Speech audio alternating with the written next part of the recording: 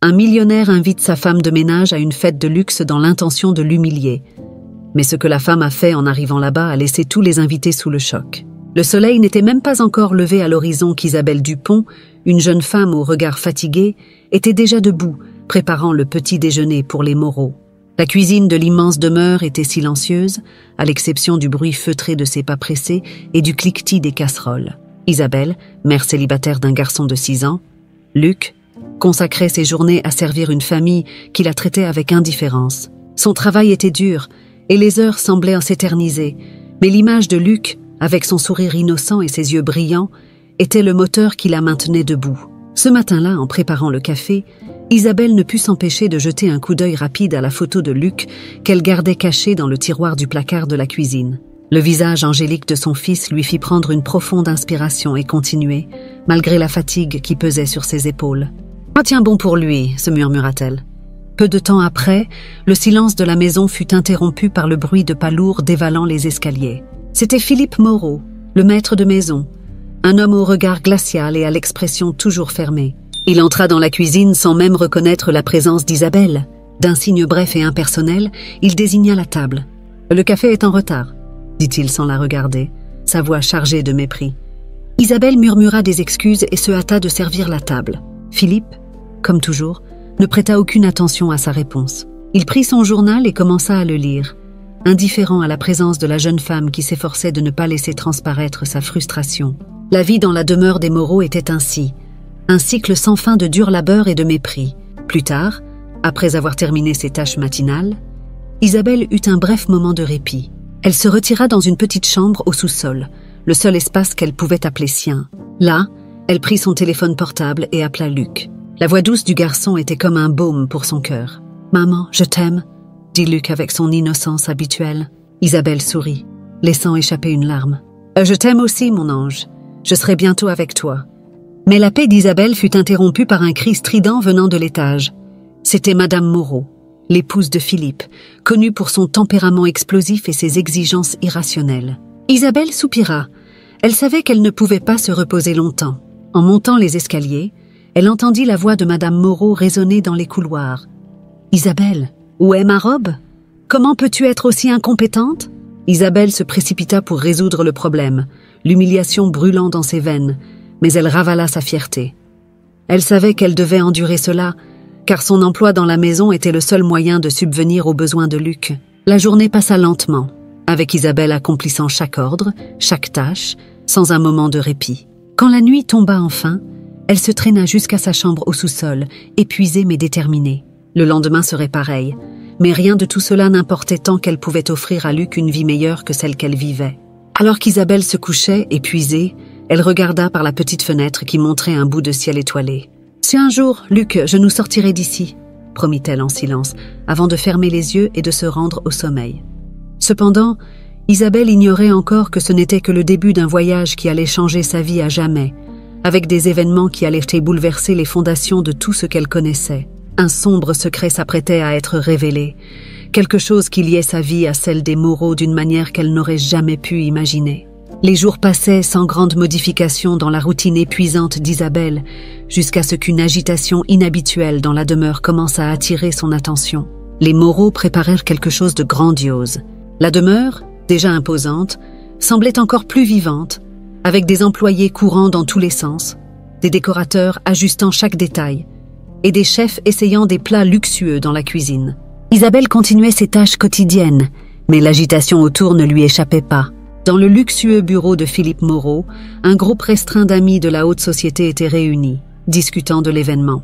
Parmi eux, des rires et des commentaires sarcastiques sur l'élite et ses coutumes étaient courants, mais une suggestion en particulier fit briller un éclat malicieux dans les yeux de Philippe. L'un de ses amis, Jean-Claude, un homme connu pour son humour cruel, suggéra qu'Isabelle, la jeune domestique, soit invitée à la fête, mais avec un objectif clair, la transformer en cible d'humiliation. « Ce serait amusant de voir comment elle se comporte au milieu de nos invités », dit Jean-Claude avec un sourire pervers. Imagine, elle, une simple servante, essayant de se comporter comme une dame. Philippe, toujours avide de divertissement aux dépens des autres, considéra l'idée, Il imaginait Isabelle, avec sa simplicité et son humilité, essayant de se mêler à l'élite. L'image était ridiculement attrayante pour lui. Avec un sourire qui exprimait sa cruauté, Philippe décida que ce serait la plaisanterie de la soirée. « Voyons ce dont elle est capable », approuva-t-il, sa voix froide comme la glace. Les préparatifs pour la fête continuèrent, mais il y avait désormais une attente supplémentaire dans l'air. Philippe voulait s'assurer qu'Isabelle ne sache rien des véritables intentions derrière l'invitation. Ce même après-midi, il convoqua Isabelle dans son bureau. La jeune femme entra, hésitante, ne sachant pas à quoi s'attendre. Il était rare qu'elle soit appelée directement par Philippe, et cela la mettait mal à l'aise. Philippe se leva de son fauteuil en cuir, marchant lentement jusqu'à Isabelle. Il tendit la main, tenant une enveloppe en papier élégant. « J'aimerais que vous assistiez à la fête que j'organise, » dit-il, sa voix étrangement douce, mais avec une pointe de mépris. Isabelle resta stupéfaite. Elle n'avait jamais été invitée à quoi que ce soit, encore moins à un événement aussi grandiose. Philippe Moreau, l'homme qui la regardait rarement dans les yeux, l'invitait maintenant personnellement à une fête dans sa demeure. Son esprit était confus, essayant de comprendre le motif derrière cela. Avant qu'elle ne puisse répondre, Philippe ajouta, avec un sourire cynique aux lèvres, « J'espère que vous serez à la hauteur de nos invités, Isabelle. » Isabelle, toujours tenant l'enveloppe, sentit un frisson parcourir son échine. Les paroles de Philippe, bien que polies, avaient un poids cruel qu'elle ne pouvait ignorer. Elle balbutia un remerciement et se retira rapidement du bureau, le cœur battant. La porte se referma derrière elle, et Philippe retourna à son bureau, satisfait de lui-même. Isabelle marcha jusqu'à sa chambre au sous-sol, où elle ouvrit l'invitation avec des mains tremblantes. C'était une invitation formelle, décorée de lettres dorées et d'un sceau imposant. Elle ne savait pas comment réagir. Devait-elle être reconnaissante ? Devait-elle être effrayée ? Tout semblait être une énigme, mais le regard cynique de Philippe ne quittait pas son esprit. Elle s'assit au bord du lit, les yeux fixés sur le morceau de papier entre ses mains. Pendant ce temps, les préparatifs pour la fête continuaient. Le manoir regorgeait de luxe et d'opulence, et la nuit tombait lentement. Isabelle, plus que jamais, se sentait comme un poisson hors de l'eau, piégé dans un monde qui n'était pas le sien, sans avoir la possibilité de refuser. Toujours troublée, Isabelle se regardait dans le petit miroir de sa chambre, essayant d'imaginer comment elle pourrait faire face à cet univers auquel elle n'appartenait pas. Et surtout, sans savoir qu'elle était sur le point de tomber dans un piège cruel, tendu par ceux qui auraient dû être ses employeurs, mais qui la considéraient simplement comme un jouet pour leur amusement pervers. La veille de la fête fut l'une des plus longues de la vie d'Isabelle. Assise sur son petit lit, dans la chambre étouffante du sous-sol, l'invitation reposait encore dans ses mains, comme si le papier était devenu une encre qui pesait sur son cœur. Ses pensées tourbillonnaient. Pourrait-elle refuser ? Que se passerait-il si elle le faisait ? Pourtant, l'idée d'assister à cet événement, entourée de gens qui la voyaient comme inférieure, lui causait une angoisse presque insupportable. Elle tenta d'imaginer la scène. Elle, simple domestique, au milieu du luxe, essayant de s'intégrer dans un monde qui ne l'acceptait pas. Ses peurs se mêlaient aux souvenirs douloureux d'une vie de privation et d'humiliation. Cependant, en même temps, une voix intérieure lui disait que, peut-être, était l'occasion de montrer qu'elle était plus que les circonstances de sa vie, plus que ce que les Moreau voyaient en elle. Isabelle poussa un profond soupir et regarda la vieille horloge accrochée au mur. Il était temps d'appeler Luc. Elle prit son téléphone et composa le numéro. La voix enjouée de Luc, de l'autre côté de la ligne, apporta immédiatement un sourire au visage d'Isabelle, adoucissant un instant la tension qu'elle portait. « Salut, maman !» dit Luc, sa voix débordant de joie. « Salut, mon ange !» répondit Isabelle, essayant de garder une voix ferme, mais l'inquiétude transparaissait. « J'ai quelque chose à te dire. J'ai été invitée à une fête ici au manoir, mais je ne sais pas si je devrais y aller. » Luc resta silencieux un moment, avant de demander avec la curiosité propre aux enfants, « Pourquoi pas, maman ? Tu me dis toujours qu'on doit être courageux, non ?» Les mots de Luc percèrent les barrières de doute qu'Isabelle avait érigées. Il avait raison. Elle lui avait toujours appris à affronter ses peurs, à ne jamais se laisser abattre par les difficultés.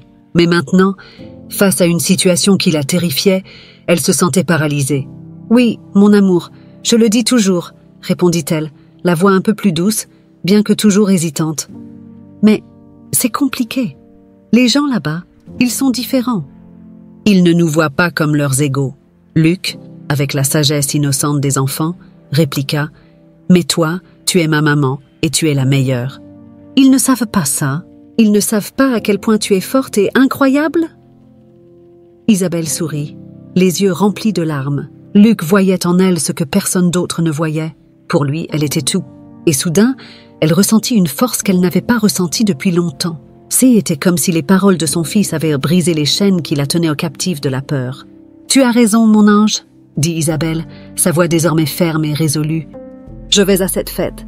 Je vais leur montrer que, même si je n'ai pas les mêmes richesses, je mérite le respect. Je vais le faire pour toi et pour moi. » La décision était prise, mais cela ne rendait pas la situation moins effrayante. Après avoir raccroché, Isabelle se leva et se dirigea vers le petit miroir de sa chambre. Son reflet montrait le visage d'une femme marquée par la vie, mais aussi une détermination nouvellement découverte. Elle savait que ce ne serait pas facile, qu'elle ferait probablement face à des regards de jugement et, possiblement, à des rires dissimulés. Mais si Luc croyait en elle, alors elle croirait en elle aussi. Le matin de la fête arriva sous un ciel gris et lourd, reflétant le tumulte des émotions qui envahissaient Isabelle. Cependant, il y avait une détermination dans ses yeux qui n'était pas là auparavant. L'invitation à la fête, une tentative évidente de l'humilier, s'était transformée en une occasion de prouver à elle-même qu'elle était plus forte que les défis que la vie lui imposait. Sachant qu'elle n'avait pas les moyens d'acheter une nouvelle robe, Isabelle se dirigea vers le fond de son petit placard et en sortit une boîte en bois vieilli. À l'intérieur, soigneusement pliée et enveloppée dans un foulard blanc, se trouvait la seule tenue formelle qu'elle possédait. Une robe simple, mais élégante, qui appartenait à sa défunte mère. La robe, d'un bleu profond, était un cadeau que sa mère lui avait offert avant de mourir, accompagné des leçons de force et de dignité qui l'avaient toujours guidée. En touchant le tissu doux, Isabelle sentit une vague d'émotion la submerger. Sa mère, une femme forte qui avait affronté de nombreuses adversités la tête haute, lui avait toujours appris à garder sa dignité, quelles que soient les circonstances. Ne laisse jamais personne te faire sentir inférieure, Isabelle. Ta force réside dans ce que tu portes à l'intérieur, pas dans ce que les autres voient à l'extérieur, disait souvent sa mère, avec un sourire doux mais ferme. Isabelle commença à se préparer, chaque geste empreint de souvenir. D'abord, elle repassa la robe avec soin, lissant les plis avec des mains délicates, comme si elle caressait les souvenirs qu'elle contenait. Pendant qu'elle faisait cela, des éclats de son enfance refirent surface. Sa mère lui apprenant à coudre, les soirées où elles brodaient ensemble de petits détails sur les vêtements pour leur donner une touche de beauté, même dans les moments les plus difficiles. Après avoir enfilé la tenue, Isabelle se dirigea vers le petit miroir de sa chambre. Elle releva ses cheveux de manière simple, mais élégante, révélant un visage marqué par le temps et les combats de la vie, mais qui conservait encore une beauté subtile. Dans ses yeux se reflétèrent le courage et la détermination que sa mère lui avait toujours inculqués. En appliquant un rouge à lèvres discret, elle se rappelait les paroles de sa mère qui résonnaient dans son esprit. « La vraie beauté vient de l'intérieur, ma fille. Ne laisse pas le monde te faire oublier cela. » Isabelle, maintenant entièrement habillée, se regarda une dernière fois dans le miroir. Elle n'était pas une femme de luxe, et elle n'avait certainement pas les vêtements ou les bijoux que les autres femmes à la fête arboreraient. Mais là, devant elle, se tenait une femme prête à affronter le monde avec la dignité qu'elle avait héritée de sa mère. « Je suis prête », murmura-t-elle pour elle-même, ressentant une vague de tranquillité mêlée à la tension inévitable de la nuit qui approchait. Elle prit le simple collier de perles qui appartenait également à sa mère et le mit délicatement autour de son cou. Ce petit accessoire était la touche finale, un symbole de l'amour et de la force que sa mère lui avait légué. À mesure que la nuit tombait, le manoir des Moreau commençait à se remplir d'invités, tous impatients de participer à l'événement.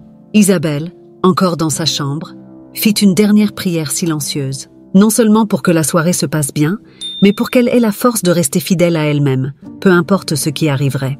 Le son lointain des rires et des conversations venant de l'étage lui ramena à la réalité. Il était temps de monter. Isabelle prit un petit sac à main ne contenant que l'essentiel et se dirigea vers la porte de sa chambre. Elle ferma les yeux un instant, respirant profondément, avant de les rouvrir avec un regard résolu. La nuit était claire, et le manoir des Moreau, illuminé par des centaines de lumières, se dressait tel un phare d'opulence et de pouvoir. Les invités arrivaient dans des voitures luxueuses, vêtus de tenues éblouissantes, tous prêts pour une soirée d'excès et d'ostentation. Cependant, aucun d'entre eux n'était préparé à la scène qui allait se dérouler ce soir-là. Isabelle monta les dernières marches qui la séparèrent du salon principal, sentant chaque regard que lui lançaient les autres domestiques de la maison, qui savaient tout aussi bien qu'elle où était sa place dans cet univers. Mais ce soir-là, elle était déterminée à briser les barrières invisibles qui la maintenaient en marge. La robe bleu profond qu'elle portait, un cadeau de sa défunte mère, lui donnait de la force. C'était comme si elle était enveloppée dans une armure de dignité et de souvenirs. En arrivant en haut des escaliers, elle s'arrêta un bref instant, le cœur battant à tout rompre. Elle prit une profonde inspiration et poussa les grandes portes doubles qui menaient au salon principal. Le son des conversations animées et des verres qui s'entrechoquent résonnait dans l'immense pièce, mais au moment où Isabelle entra, un silence subtil se répandit dans l'atmosphère. Les invités, élégamment vêtus, se tournèrent pour regarder la nouvelle venue. Il y eut un moment d'incrédulité collective. Personne ne s'attendait à voir Isabelle ici, et encore moins avec cette allure élégante et confiante. Les murmures commencèrent à se répandre, les regards évaluateurs la scrutant de la tête aux pieds. Certains la regardaient avec curiosité, d'autres avec un mépris presque palpable. Isabelle, cependant, resta imperturbable. C'était le moment qu'elle avait tant redouté, mais qu'elle affrontait désormais avec le courage que Luc et les souvenirs de sa mère lui avaient insufflé. Elle traversa le salon d'un pas ferme, la tête haute, les yeux fixés droit devant, ignorant les regards critiques qui la suivaient. Chaque mouvement semblait défier l'attente qu'elle trébucherait ou se ridiculiserait devant cette audience hostile. Philippe Moreau, de l'autre côté du salon, observait avec un sourire énigmatique. Il était impatient de voir Isabelle échouer, d'assister au moment où elle ne pourrait plus maintenir sa contenance devant ses invités. Pour lui, cette soirée était un jeu, un divertissement cruel aux dépens d'une femme qu'il considérait comme inférieure. Mais au fur et à mesure que les minutes passaient et qu'Isabelle continuait à se comporter avec une grâce inattendue, l'expression de Philippe commença à changer. Il y avait en elle quelque chose qu'il n'avait pas prévu, une force silencieuse qui déjouait ses attentes. Une femme de la haute société, connue pour sa langue acérée, ne perdit pas de temps à s'approcher d'Isabelle. « Ma chère, quelle surprise de vous voir ici !» dit-elle avec un sourire hypocrite. « J'espère que vous savez que cet environnement peut être difficile pour certains. » Isabelle, sans se laisser intimider, répondit avec un sourire doux mais ferme. « Merci de vous en soucier, madame. Je suis sûre que je saurai m'adapter. » La réponse, polie mais pleine de détermination, provoqua un bref malaise chez la femme, qui ne s'attendait pas à une réplique aussi assurée. Elle s'éloigna, encore en train de digérer la présence d'Isabelle à la fête. Les autres invités continuaient de l'observer, attendant le moment où elle ferait une erreur. Mais Isabelle continuait de naviguer dans le salon, saluant certaines personnes avec la même sérénité qu'elle avait montrée en entrant. La tension dans la pièce était palpable. Chaque seconde qui passait sans qu'Isabelle ne commette de faux pas semblait augmenter l'anxiété des personnes présentes. Le murmure s'amplifiait, nourri par des attentes non satisfaites, tandis que Philippe, de son coin, commençait à réaliser que le jeu prenait une tournure inattendue. Il avait sous-estimé Isabelle, et cela commençait à le déranger. La nuit avançait dans le manoir des Moreau, et le salon, rempli de figures de la haute société, était un océan d'opulence et de vanité. Isabelle, cependant, se distinguait non pas par l'éclat des bijoux ou l'extravagance de sa robe, mais par la manière dont elle se comportait au milieu de cet environnement hostile. Ses pas calmes et sa posture confiante étaient un contraste saisissant avec les attentes que les autres avaient d'elle. Alors qu'Isabelle évoluait dans le salon, les murmures de mépris et les attentes d'une bévue commencèrent à se transformer en autre chose. De la curiosité et même une certaine admiration commencèrent à émerger dans les regards des invités, alors qu'elle s'approchait des groupes et participait aux conversations avec une aisance que personne n'avait anticipée. À une table décorée de candélabres en argent et de fleurs exotiques, un groupe d'hommes d'affaires discutait d'art et de culture. L'un des hommes, avec un air prétentieux, évoquait un célèbre peintre de la Renaissance, essayant d'impressionner les autres avec son savoir superficiel. Isabelle, qui s'approchait pour servir un verre de vin, entendit la conversation et, dans un élan de courage, intervint doucement. « Ah, le travail de Botticelli est vraiment fascinant, » dit-elle, d'une voix douce mais assurée. « Son œuvre, la naissance de Vénus, capture la beauté et la grâce d'une manière que peu d'artistes ont su reproduire. » Le groupe d'hommes, d'abord surpris d'entendre Isabelle, une simple domestique, parler avec tant de clarté sur l'art, resta silencieux un moment. L'un d'eux, intrigué, décida de poursuivre la conversation, lui posant plus de questions sur le sujet. Isabelle, sans perdre sa contenance, répondit avec une sérénité qui ne fit qu'accroître leur curiosité. « La discussion se prolongea et Isabelle, révélant une connaissance approfondie de l'histoire de l'art et de la culture, captiva les participants. Chaque réponse qu'elle donnait était soigneusement réfléchie, mêlant humilité et sagesse inattendue. Les hommes, auparavant si sûrs de leur supériorité, elle écoutait maintenant avec un véritable intérêt. Philippe, qui observait de loin, commença à réaliser que son plan échappait à son contrôle. Il avait espéré qu'Isabelle trébucherait sur quelques conventions sociales, qu'elle se ridiculiserait ou deviendrait la cible de moqueries. Mais au contraire, elle dépassait toutes les attentes, transformant la méfiance initiale en une admiration silencieuse. Isabelle, tandis qu'elle continuait à se déplacer dans le salon, fut abordée par l'une des femmes de la haute société, la même qui l'avait confrontée plus tôt avec mépris. Cette fois-ci, cependant, l'approche était différente. « Vous semblez avoir l'esprit vif, Isabelle », commenta la femme avec un sourire tendu. « D'où vous vient ce savoir? Ce n'est sûrement pas courant chez quelqu'un. Dans votre position ?» Isabelle, sans se laisser abattre par l'insinuation, répondit avec élégance. « J'ai beaucoup appris de ma mère. Elle a toujours cru que le savoir est quelque chose que personne ne peut nous enlever, peu importe d'où l'on vient. Et, bien sûr, dès que j'en ai l'occasion, je lis et j'y étudie. Il y a tellement de choses à découvrir, n'est-ce pas ?» La femme, à court de mots, esquissa un sourire forcé et s'éloigna, réalisant qu'Isabelle ne se laisserait pas facilement intimider. D'autres invités commencèrent à s'approcher, attirés par la confiance tranquille qu'Isabelle dégageait. Elle évitait les pièges sociaux avec une habileté presque instinctive, répondant avec courtoisie, mais en gardant une certaine distance qui la protégeait de toute gêne. Le contraste entre Isabelle et les autres invités devenait de plus en plus évident au fur et à mesure que la soirée avançait. Alors que beaucoup d'entre eux utilisaient leur richesse et leur statut comme un masque pour cacher leurs insécurités et leur superficialité, Isabelle se montrait authentique, sans prétention, mais avec une force intérieure qui commençait à déstabiliser même les plus cyniques. Philippe, qui observait chaque mouvement d'Isabelle, sentait sa frustration grandir. Il savait qu'il devait faire quelque chose pour reprendre le contrôle de la situation.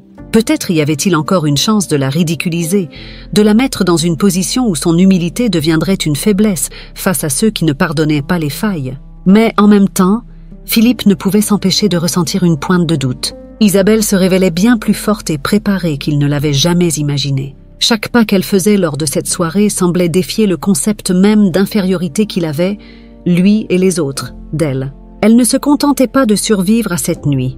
Elle triomphait. Et cela le mettait mal à l'aise.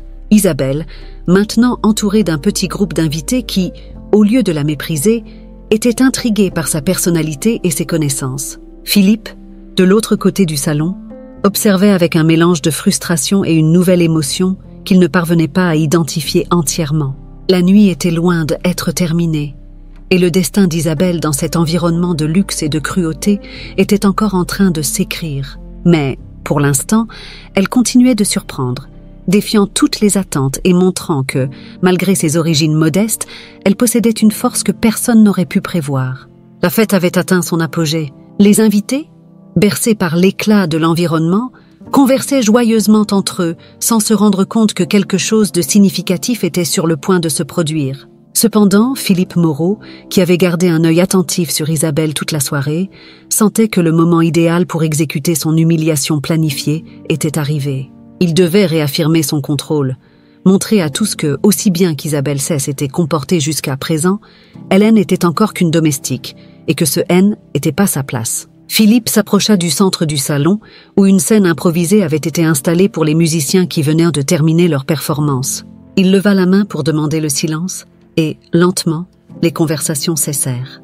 Tous les yeux se tournèrent vers lui, attendant ce que l'hôte avait à dire. « Mesdames et messieurs », commença Philippe, sa voix résonnant dans le salon. « Je voudrais vous remercier d'être ici ce soir, à célébrer avec nous.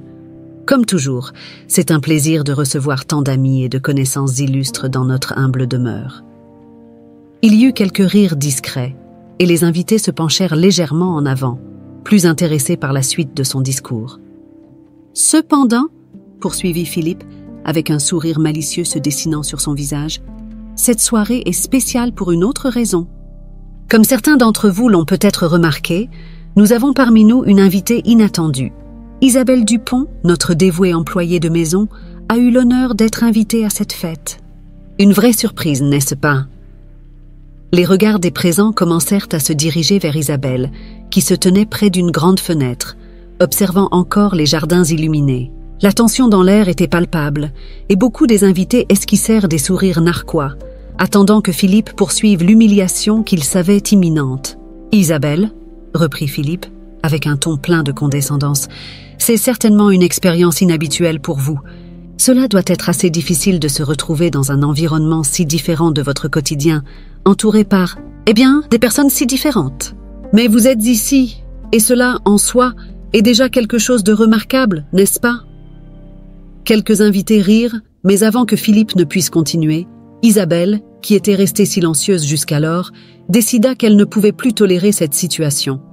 Elle se déplaça lentement vers le centre du salon, faisant face à tout le monde. Son cœur battait à tout rompre, mais il y avait une détermination dans ses yeux qui faisait taire toute insécurité. Elle savait que c'était le moment de parler, de défendre non seulement elle-même, mais tout ce qu'elle représentait. « Excusez-moi », commença Isabelle, interrompant Philippe, qui la regarda avec surprise. « Si vous me permettez, j'aimerais dire quelques mots. » Le salon plongea dans un silence absolu. Philippe, pris de court par l'audace d'Isabelle, fit un pas en arrière, lui laissant la place. Les invités observaient avec une curiosité croissante, sans savoir à quoi s'attendre. « Je sais, » commença Isabelle, sa voix claire et ferme, « que beaucoup d'entre vous se demandent ce que je fais ici ce soir. Et je comprends. Ma présence est peut-être inattendue, mais pas moins digne. Je suis une femme simple, une employée, quelqu'un qui travaille dur pour subvenir aux besoins de mon fils et lui offrir un avenir meilleur. Oui, mes origines sont modestes, et mon travail, que beaucoup ici pourraient considérer comme insignifiant, est quelque chose dont je suis fière. » Le salon était immobile. Les mots d'Isabelle résonnaient avec une force que personne n'avait anticipée. Philippe essayait de masquer son malaise, mais il était clair que son plan échappait à son contrôle. « Ce que beaucoup d'entre vous ne comprennent peut-être pas, » continua Isabelle, « c'est que la dignité ne vient pas de la position que nous occupons dans la société, mais de la façon dont nous vivons nos vies. Je n'ai peut-être pas le même statut ou la même richesse que vous, mais la valeur de mon travail et le respect que j'ai pour moi-même sont aussi grands que ceux de n'importe qui dans cette salle. » Elle marqua une pause, regardant les visages des invités, qui étaient maintenant sérieux, absorbant chaque mot. « Ma mère m'a appris dès mon plus jeune âge que le travail honnête est ce qui nous définit, et que la véritable force réside dans le fait de faire face aux difficultés de la vie avec courage et intégrité. J'ai élevé mon fils seul, lui enseignant qu'il doit toujours rester ferme, quels que soient les obstacles qui se présentent. Et c'est pour cela que je suis ici ce soir. Non pas pour avoir honte de qui je suis, mais pour montrer que, quelles que soient les épreuves que la vie nous réserve, nous pouvons, oui, être dignes, nous pouvons, oui, être forts. » Isabelle s'arrêta un moment, et sa voix, bien que chargée de émotion, resta ferme. Ce qui définit une personne, ce n'est pas ce qu'elle possède, mais ce qu'elle est capable d'affronter et de surmonter. Et aujourd'hui, je vous fais face, non pas comme une femme soumise, mais comme quelqu'un qui refuse d'être humilié. Je suis plus qu'une employée. Je suis une mère, une travailleuse, et, par-dessus tout, une personne de valeur. Lorsqu'elle termina, le silence qui régnait dans le salon était profond et chargé d'émotion. Pendant quelques secondes, personne ne bougea ou ne parla, jusqu'à ce qu'un des invités commence soudainement à applaudir. Un, tous les autres se joignirent à lui, jusqu'à ce que toute la salle applaudit debout. Philippe, toujours au centre du salon, resta figé, ne sachant comment réagir. Ce qu'il avait prévu comme un moment d'humiliation était transformé en un triomphe pour Isabelle. Elle avait accompli l'impossible. Elle avait gagné le respect de tous, non pas par la richesse ou le statut, mais par sa force intérieure et sa dignité.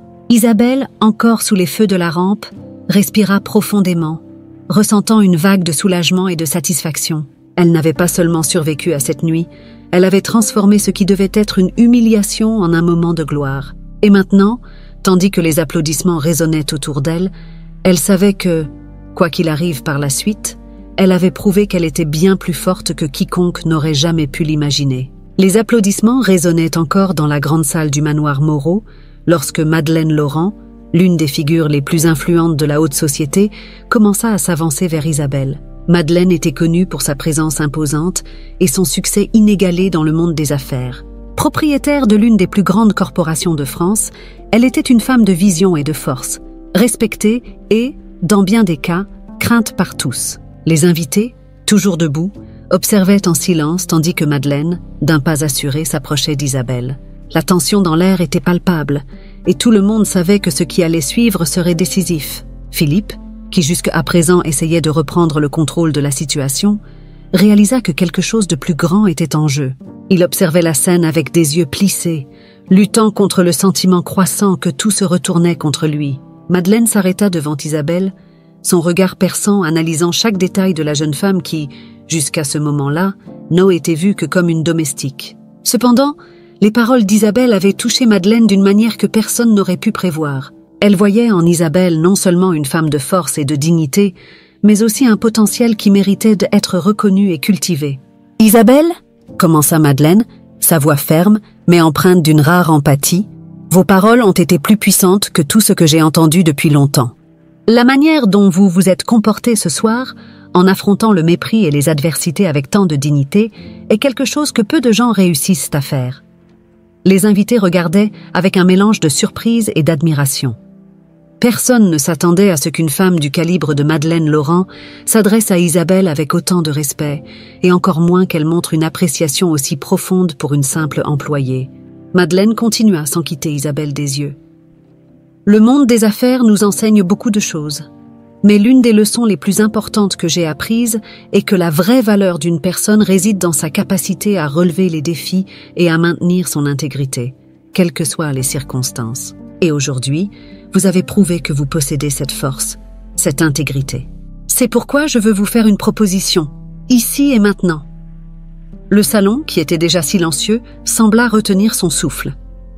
Philippe, de l'autre côté de la salle, resta immobile, les yeux rivés sur Madeleine et Isabelle, incapable de croire à ce qui se passait. « Isabelle » dit Madeleine avec un léger sourire, « je veux vous offrir un poste dans mon entreprise.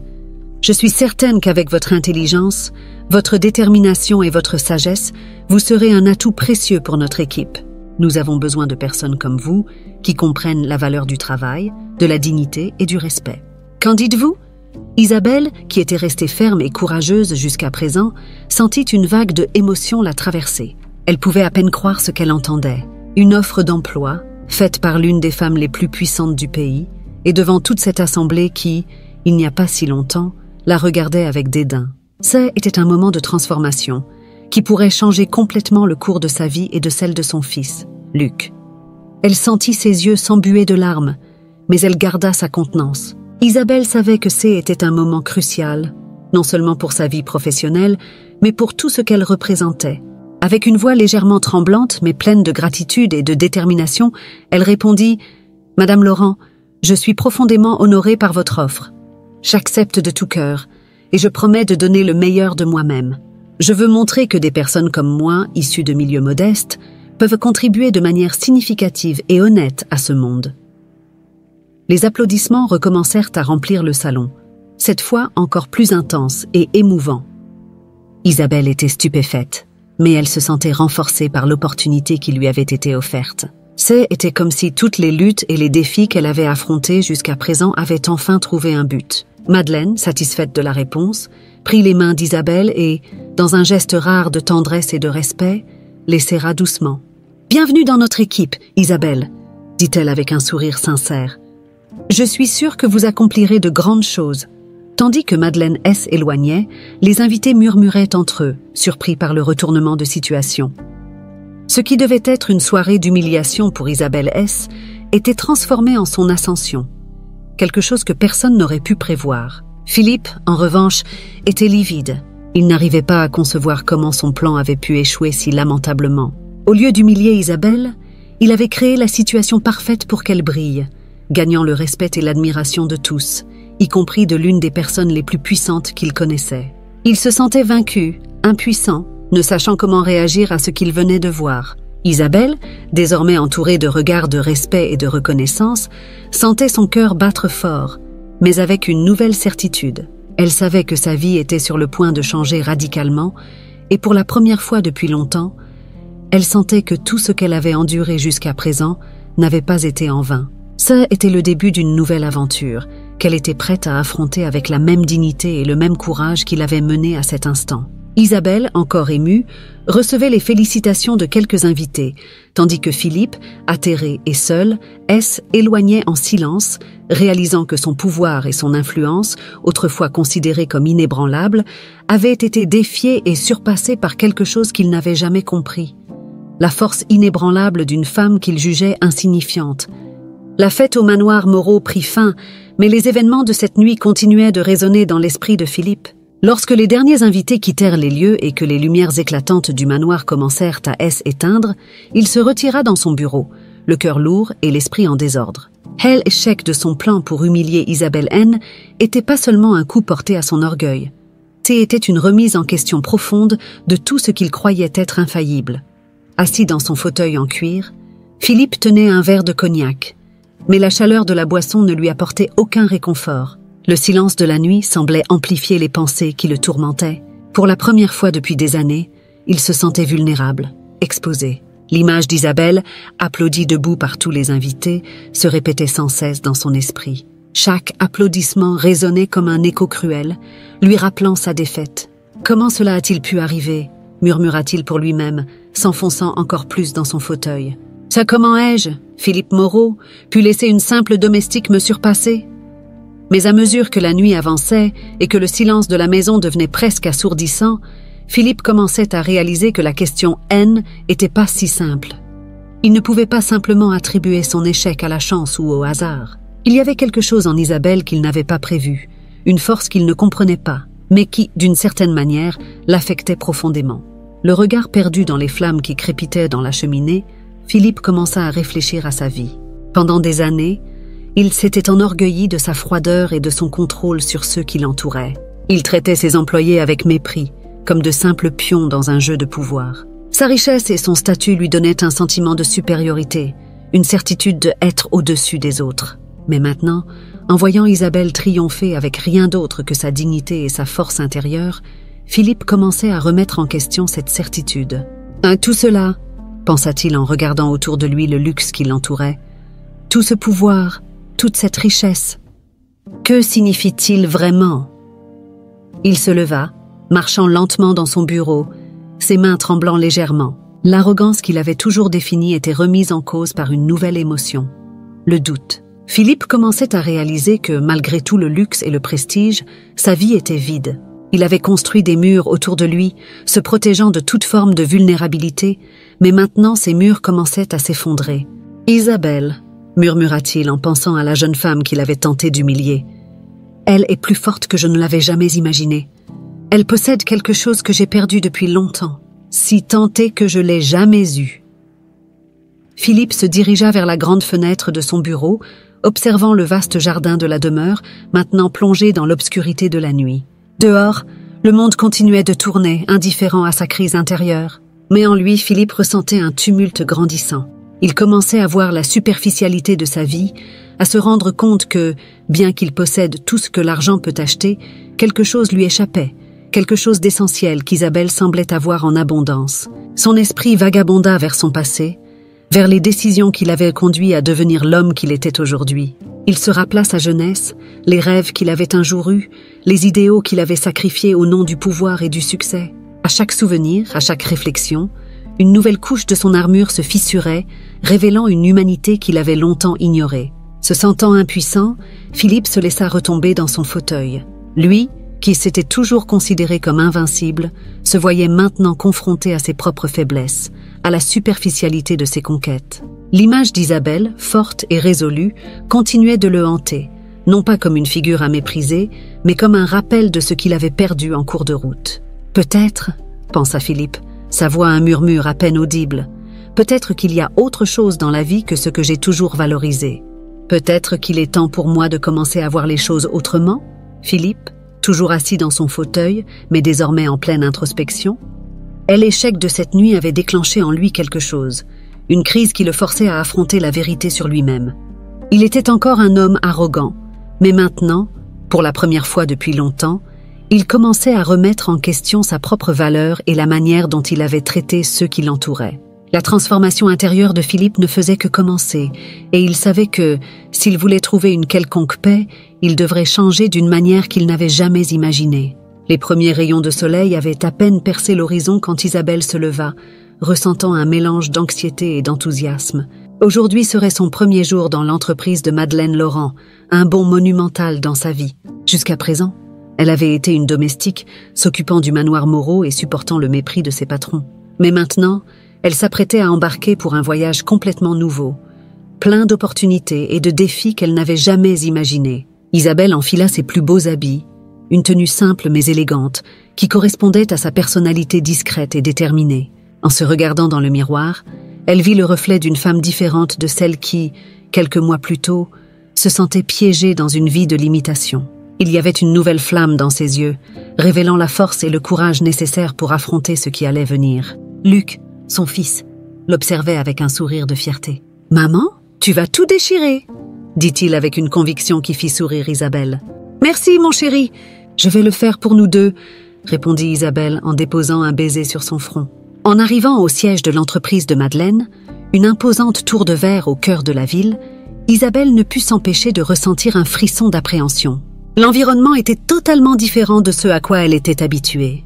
Il y avait des gens pressés, vêtus de costumes élégants, parlant au téléphone et tapant frénétiquement sur des ordinateurs portables. Le monde de l'entreprise était une jungle qu'elle ne connaissait pas encore, mais, comme toujours, elle était déterminée à donner le meilleur d'elle-même. Madeleine l'accueillit en personne, ce qui surprit beaucoup des employés qui la connaissaient déjà. « Isabelle, je suis très heureuse que vous ayez accepté mon offre.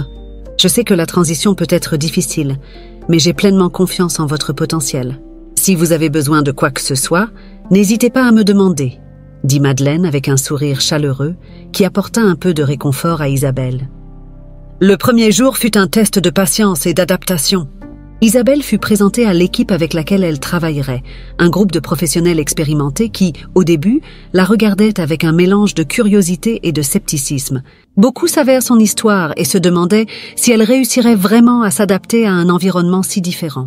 Mais Isabelle, avec la même résilience qui l'avait soutenue durant les années de difficultés, affronta chaque défi avec détermination. Elle commença comme assistante dans l'un des départements de l'entreprise, effectuant des tâches qui nécessitaient de l'organisation, une attention aux détails et une capacité d'apprentissage rapide. Bien qu'elle ait peu d'expérience dans un bureau, Isabelle s'investit pleinement, étudiant chaque procédure, observant ses collègues et posant des questions chaque fois qu'elle avait des doutes. Son désir d'apprendre et de s'améliorer était évident, et peu à peu, elle commença à gagner le respect de ceux qui l'entouraient. L'un des premiers à remarquer la valeur d'Isabelle fut Julien, un analyste senior de l'équipe. Il observait comment, même sans expérience formelle, Isabelle abordait chaque tâche avec une précision et un dévouement rares à voir. « Vous avez un talent naturel pour ça », commenta Julien un jour en la voyant organiser un rapport complexe. « C'est impressionnant à quel point vous apprenez vite. » Isabelle sourit, reconnaissante de cette remarque. « J'ai appris qu'avec de la détermination, on peut surmonter n'importe quel obstacle. Il suffit juste d'une chance et je donnerai tout ce que j'ai. » Au fil des semaines, Isabelle commença à se sentir plus à l'aise dans sa nouvelle routine. Les défis initiaux, comme se familiariser avec les systèmes informatiques et le jargon de l'entreprise, furent surmontés grâce à sa persévérance habituelle. Elle se lia d'amitié avec quelques collègues, comme Amélie, une jeune assistante qui lui donnait des conseils sur l'environnement de travail. « Tu t'en sors vraiment bien, Isabelle », dit Amélie lors d'un déjeuner. « Quand j'ai entendu ton histoire, j'ai été impressionnée. Ce n'est pas facile de traverser tout ce que tu as traversé et d'arriver ici avec autant de courage. »« Merci, Amélie », répondit Isabelle, touchée par sa gentillesse. « Chaque jour ici est une nouvelle leçon, et j'ai la chance d'avoir des personnes comme toi pour m'aider. Je sais que j'ai encore beaucoup à apprendre, mais je suis prête à relever tous les défis. » Peu à peu, l'environnement autour d'Isabelle commença à changer. Le scepticisme initial de ses collègues fit place à de l'admiration et du respect. Non seulement elle s'adapta à son nouveau travail, mais elle commença à se démarquer par la qualité de son travail et la manière dont elle gérait les situations difficiles. Ses compétences organisationnelles et sa capacité à résoudre les problèmes attirèrent rapidement l'attention de Madeleine, qui voyait en elle un potentiel bien supérieur à ce qu'elle avait initialement imaginé. À la maison, Luc ressentait également l'impact positif de ce changement. Isabelle rentrait fatiguée mais heureuse, et il voyait à quel point cette nouvelle routine lui faisait du bien. « Maman, tu as l'air tellement différente maintenant. Plus heureuse ?» commenta-t-il un soir en dînant. C'est parce que je le suis, mon chéri, répondit Isabelle en souriant. Je sens enfin que nous construisons un avenir meilleur pour nous deux. Et cela me donne la force de continuer. Les jours qui suivirent la fête furent une véritable épreuve pour Philippe Moreau. Le poids de l'échec et l'image d'Isabelle triomphante, applaudie par tous, hantèrent ses pensées. Chaque recoin de son manoir semblait l'étouffer, lui rappelant la superficialité de son existence. Il essayait de se plonger dans ses affaires, dans les routines quotidiennes qui autrefois lui donnaient un sentiment de pouvoir et de contrôle. Mais désormais tout lui semblait vide. Pour la première fois, Philippe ressentait le besoin de faire face à ses erreurs et de chercher une forme de rédemption. Après des nuits d'insomnie et de réflexion, Philippe décida qu'il devait parler à Isabelle. Il savait que rien de ce qu'il pourrait dire ne changerait ce qu'il avait fait, mais quelque chose en lui exigeait qu'il essaie. Peut-être, en cherchant son pardon, pourrait-il commencer à trouver une certaine paix intérieure. Ainsi, par un jour gris d'automne, Philippe quitta le manoir et se rendit au siège de l'entreprise de Madeleine Laurent. Il n'était pas certain de la façon dont il serait accueilli, mais il savait qu'il devait essayer. Chaque kilomètre parcouru semblait alourdir ses épaules, mais il était déterminé. En arrivant, il se présenta à l'accueil, et Isabelle, surprise par cette visite inattendue, accepta de le rencontrer dans la cafétéria du bâtiment. Quand Philippe entra dans la cafétéria, ses yeux rencontrèrent ceux d'Isabelle, qui était assise calmement à une table près de la fenêtre, où la lumière douce du jour nuageux éclairait son visage. Elle ne ressemblait plus à la femme qu'il avait connue comme employée de maison.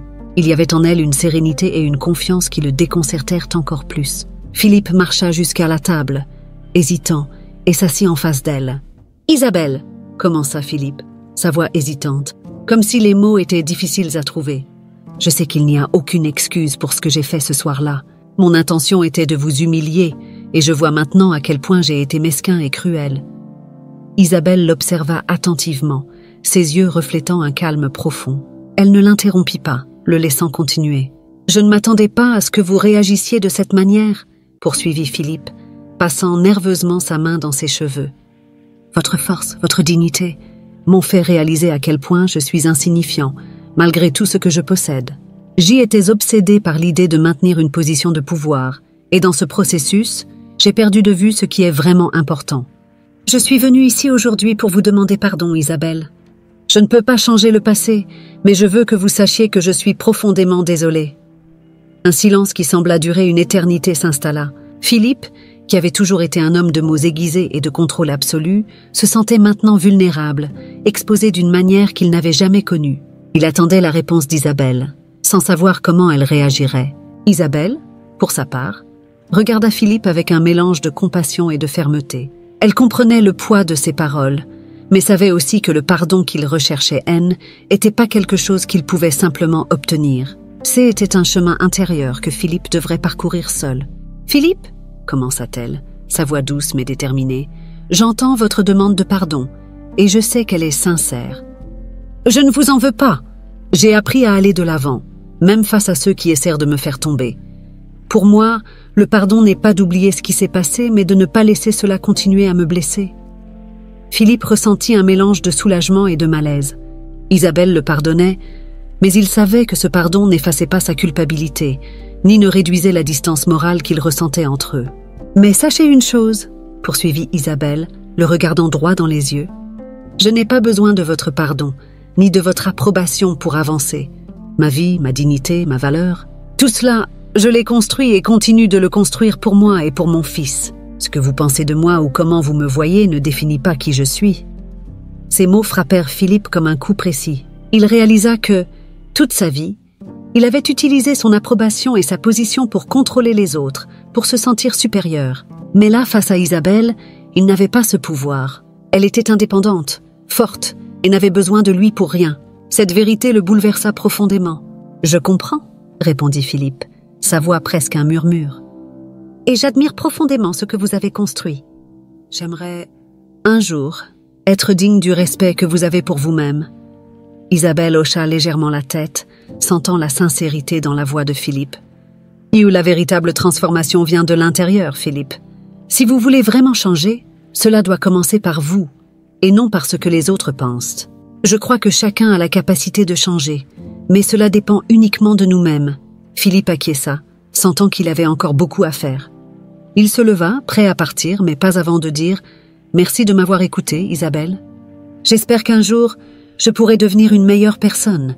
Et si cela arrive, ce sera grâce à ce que vous m'avez montré. » « Je te souhaite de trouver le bon chemin, Philippe, » répondit Isabelle avec un léger sourire. « Oh, nous méritons tous une chance de rédemption, mais elle commence par nos propres actions. » Philippe la salua et quitta la cafétéria, se sentant plus léger, mais également conscient qu'il avait encore un long chemin à parcourir. La conversation avec Isabelle fut un tournant, non une conclusion. Il savait que pour véritablement se racheter, il lui faudrait bien plus que des mots. Il devrait changer sa vie, ses valeurs et la manière dont il voyait les gens autour de lui. Isabelle, quant à elle, ressentit une paix intérieure en le voyant partir. Elle n'avait plus à se soucier de Philippe ni des ombres du passé. Sa vie était désormais tournée vers l'avenir, vers la construction de quelque chose de nouveau et de meilleur pour elle et pour Luc. Le soleil se levait à l'horizon, projetant ses premiers rayons dorés sur la ville, apportant avec lui un nouveau jour, une nouvelle étape. Isabelle se réveilla tôt, comme à son habitude.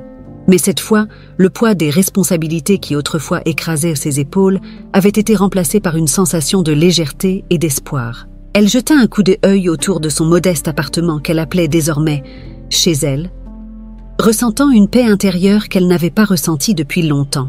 Dans la cuisine, Luc était déjà assis à la table, aussi joyeux que toujours, attendant avec impatience le petit déjeuner que sa mère préparait avec amour. « Maman, c'est aujourd'hui la sortie scolaire !»« Tu ne vas pas être en retard, hein ?» demanda-t-il, avec ce regard brillant qui réchauffait toujours le cœur d'Isabelle. « Je ne vais pas être en retard, mon chéri », répondit-elle en souriant, tout en finissant de préparer les œufs. « Je vais travailler, mais je serai de retour à temps pour que tu me racontes tout sur ton aventure. » Désormais, Isabelle parvenait à équilibrer son travail chez Madeleine avec l'éducation de Luc d'une manière qu'elle n'aurait jamais pu imaginer lorsqu'elle était femme de ménage.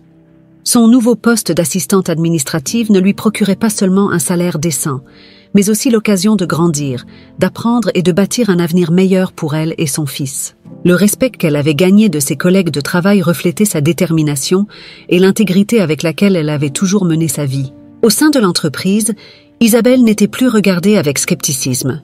Au contraire, son nom commençait à être associé à des qualités telles que la compétence, le dévouement et le courage. Madeleine, qui était devenue une mentor et une amie, la félicitait souvent pour ses progrès et l'encourageait à continuer de se développer. « Tu as un avenir brillant devant toi, Isabelle », disait Madeleine lors d'une de leurs conversations. « Je crois que tu peux aller beaucoup plus loin que ce que tu imagines. » Tandis qu'Isabelle progressait dans sa nouvelle vie, Philippe Moreau restait dans la vaste demeure qui, autrefois, était son royaume incontesté. Cependant, le manoir semblait désormais vide, froid, reflétant la solitude et l'introspection qui dominèrent sa vie. Les couloirs, autrefois animés par les fêtes et les réunions d'affaires, résonnèrent maintenant du silence d'une existence qui, pendant longtemps, avait été superficielle. Philippe passait des heures à déambuler dans les jardins, autrefois sa fierté, mais qui ne semblait maintenant servir que de décor à ses réflexions. Il pensait souvent à la conversation qu'il avait eue avec Isabelle, aux paroles qu'elle avait prononcées et à l'impact qu'elles avaient eu sur lui. Pour la première fois, Philippe se voyait contraint de confronter ses propres démons, ses échecs et la façon dont il avait traité ceux qui l'entouraient. Il savait que pour changer, il devait faire plus que simplement reconnaître ses erreurs. Il devait agir, se transformer de l'intérieur, un processus qu'il savait difficile et lent. Philippe décida de commencer petit à petit, cherchant les conseils de mentors et de psychologues pour comprendre comment reconstruire sa vie et ses relations. Il savait qu'il avait encore un long chemin à parcourir, mais il était déterminé à ne pas répéter les erreurs du passé. Tandis que Philippe tentait de trouver une nouvelle direction, Isabelle continuait d'avancer, forte et résiliente comme toujours. Elle savait que l'avenir apporterait encore des défis, mais elle savait aussi qu'elle était plus prête que jamais à les affronter. Ses années en tant que femme de ménage l'avaient façonnée, lui apprenant la valeur du travail acharné et de l'humilité, mais était son esprit inébranlable qui la guidait désormais, ouvrant des portes qui lui semblaient autrefois inaccessibles. Cet après-midi-là, après une journée productive à l'entreprise, Isabelle rentra chez elle à temps pour écouter Luc raconter avec enthousiasme chaque détail de la sortie scolaire. Tandis qu'il parlait, elle ne put s'empêcher de sourire, ressentant une immense gratitude pour tout ce qu'elle avait accompli. Le passé au manoir Moreau-N était plus qu'un souvenir lointain, une partie de l'histoire qui l'avait renforcée, mais qui ne la définissait plus. Isabelle mit Luc au lit et, après lui avoir lu une histoire, elle s'assit seule dans le salon, réfléchissant à son parcours. Elle savait que, bien que le chemin jusqu'ici ait été ardu, elle était la preuve vivante qu'il était possible de surmonter les adversités et de se réinventer. Sa nouvelle vie était un témoignage de la force intérieure qu'elle avait découverte en elle-même, une force qui ne la laisserait jamais abandonner, peu importe ce que l'avenir lui réservait. « Je suis plus forte que n'importe quelle difficulté », murmura-t-elle en regardant par la fenêtre le ciel étoilé. « Et maintenant, je sais que je peux affronter n'importe quoi. » Le chapitre se termine avec Isabelle contemplant l'horizon, où un nouvel aube se préparait à apparaître. Son histoire, remplie de défis et de victoires, était une leçon de résilience, d'humilité et de l'importance de ne jamais abandonner. La véritable force d'une personne, comme Isabelle l'avait appris, réside dans sa capacité à se réinventer, à avancer avec dignité et intégrité, quelles que soient les circonstances. Philippe, quant à lui, bien que loin d'avoir atteint une rédemption complète, commençait à emprunter un nouveau chemin, reconnaissant que le pouvoir et le prestige qu'il avait tant valorisés ne étaient rien sans humanité et sans respect pour les autres.